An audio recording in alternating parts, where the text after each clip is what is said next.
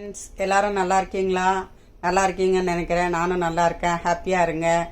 இன்னைக்கு நம்ம இது காயம் செய்ய போகிறோம். இது ஒரு மருந்து, குழந்தை பெற்றவங்களுக்கு கொடுப்பாங்க. இங்கே எனக்கு தெரிஞ்சவங்களுக்கு ஒருத்தருக்கு குழந்தை பிறந்திருக்கு, அவங்களுக்காக நான் செய்கிறேன். இது எல்லாருமே செஞ்சு யாருமே அம்மா காலத்தில் இது செய்வாங்க. நம்மளுக்கெல்லாம் இது வராது.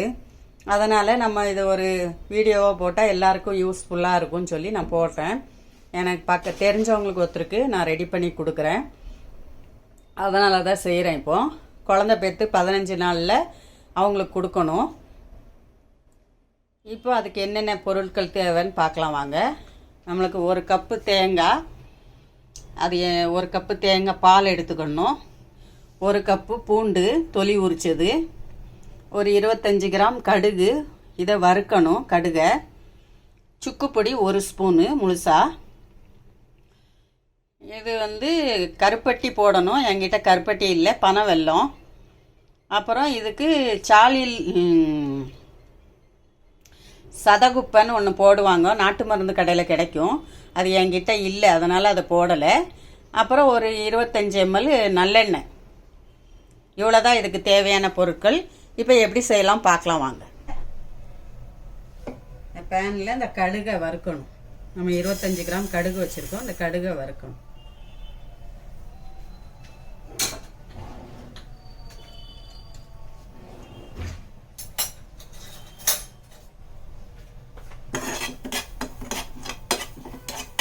கடுகு வெடிக்கிற வரைக்கும் வறுக்கணும்.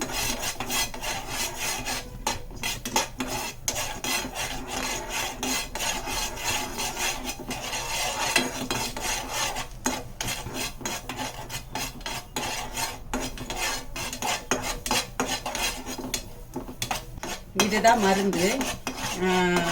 6லேருந்து 7 மணிக்குள்ளே கொடுத்துடணும் குழந்தை பெற்றவங்களுக்கு.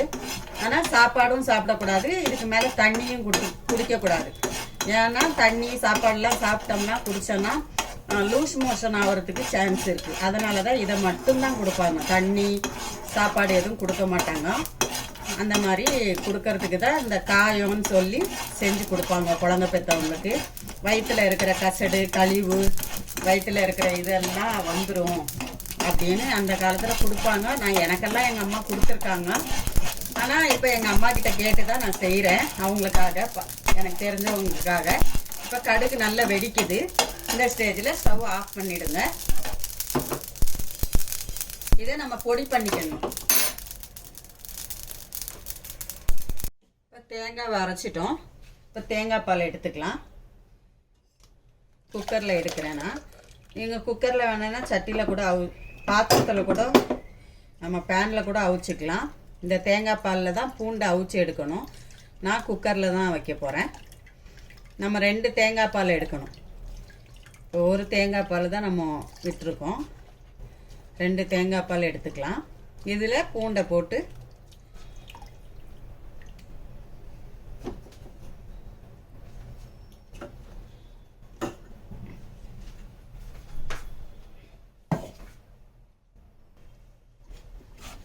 இப்போ 2வது தேங்காய் பால்,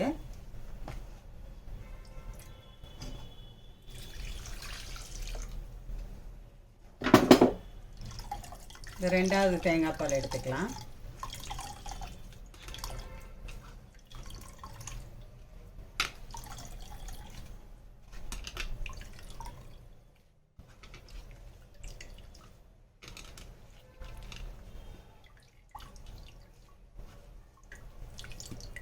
இது சாப்பிட்டா பாலும் நல்லா சுரக்கும்னு சொல்லுவாங்க. குழந்தைக்கு பாலும் நல்லா சுரக்கும்.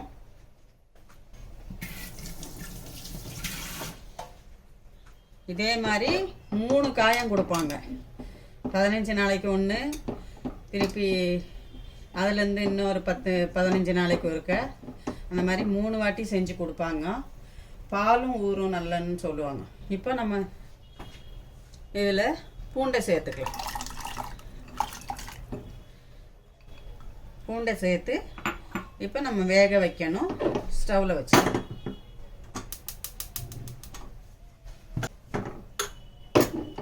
இப்போ லிட்டு மூடிக்கலாம்.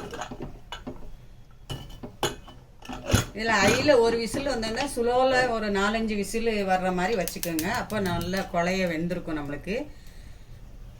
ஹையில் ஒரு விசிலும் ஒரு 4 விசில் ஸ்லோவில்.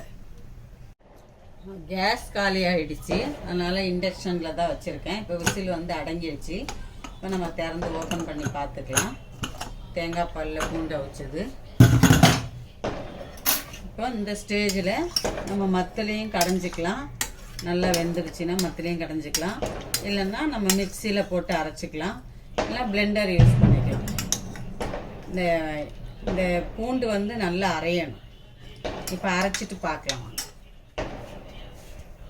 நான் பிளெண்டரில் நல்லா அரைச்சிக்கிட்டேன். இந்த மாதிரி பேஸ்ட்டாக ஆகணும். இந்த அளவுக்கு பேஸ்ட்டாக அரைச்சிக்கலாம். பிளெண்டரில் அரைச்சிக்கலாம், இல்லை மிக்சியில் அரைச்சிக்கலாம், இல்லை மத்து வச்சு கூட கடைஞ்சிக்கலாம். உங்கள் வசதி எப்படியோ அப்படி செஞ்சு. இப்போ இதில் நல்லெண்ணெய் ஊற்றிக்கலாம். ஒரு 25 ml நல்லெண்ணெய் ஊற்றிருக்கோம். நல்லெண்ணெய் சூடானதும் நம்ம அந்த அரைச்சி வச்ச பேஸ்ட்டை ஊற்றிக்கலாம்.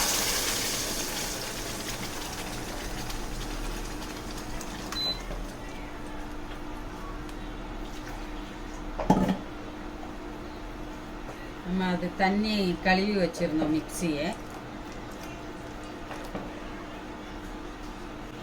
நல்லா கிளறிக்கணும்.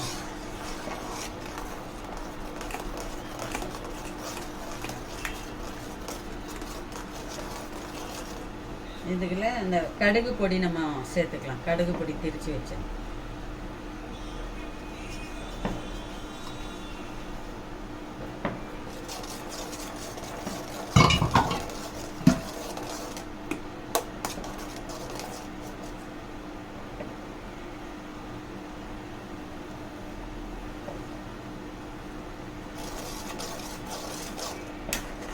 நல்ல கட்டி பதம் வரணும். நம்ம இந்த சுக்கு பொடி சேர்த்துக்கலாம். கொஞ்சம் நாட்டு சர்க்கரை சேர்த்துக்கலாம். இனிப்பு பார்த்துட்டு மிச்சத்தையும் சேர்த்துக்கலாம்.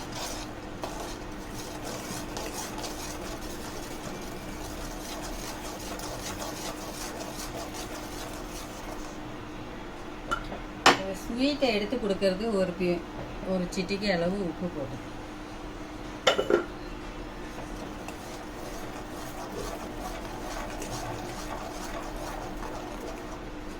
இது சுண்டணும். நல்லா சுண்ண பிறகு பார்க்கலாம். நல்லா கொதிக்குது, தண்ணி வத்திடுச்சு. இப்போ நம்ம இனிப்பு பத்தலை, இந்த நாட்டு சர்க்கரையும் சேர்த்துக்கலாம். இதையும் சேர்த்துட்டு நம்ம கிளறிட்டு இப்போ இதை ஸ்பூனில் எடுத்து தான் சாப்பிட்ணும். இன்னும் திக்னஸ் வேணால் இன்னும் கொஞ்சம் திக் பண்ணிக்கிங்க. இந்த அளவு போதும்னு நினைக்கிறேன் நான். எடுத்து ஸ்பூனில் எடுத்து சாப்பிட்றதுக்கு கரெக்டாக இருக்கும். இது 6லேருந்து 7 மணிக்குள்ளே சாப்பிட்டு நல்ல வெத்தலை பாக்கு சுண்ணாம்பு வச்சு வெத்தலை போட்டுடணும். அப்போ அந்த தண்ணி தாகம் எடுக்காது. நைட்டெல்லாம் தண்ணி தாகம் எடுக்கும். அந்த வெத்தலை போட்டால் தண்ணி தாகம் எடுக்காது. இதுதான் அந்த மருந்தோடைய ஸ்பெஷாலிட்டி. இந்த மருந்தை சாப்பிட்டு வெத்தலை போட்டு அப்படியே படுத்துற வேண்டியதுதான். இப்போ இது காயம் உங்களுக்கு பிடிச்சிருந்துச்சின்னா எனக்கு கமெண்ட் பண்ணுங்கள், லைக் பண்ணுங்கள், ஷேர் பண்ணுங்கள், சப்ஸ்கிரைப் பண்ணுங்கள். எங்கள் பெப்பர் சமையல் சேனலுக்கு சப்போர்ட் பண்ணுங்கள். இன்ஷா அல்லாஹ் அடுத்த வீடியோவில் சந்திப்போம். உங்களுக்காக நான் துவா செய்கிறேன், எங்களுக்காக நீங்கள் துவா செய்யுங்க. அஸ்ஸலாமு அலைக்கும். காயம் ரெடி.